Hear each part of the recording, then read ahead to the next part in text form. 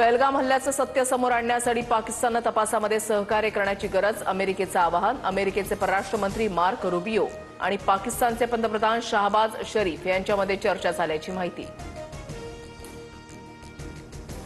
PoK ताब्यात घेऊन दहशतवाद संपवा, घर में घुस के मत मारो, अब उनके घर में जाकर बैठो.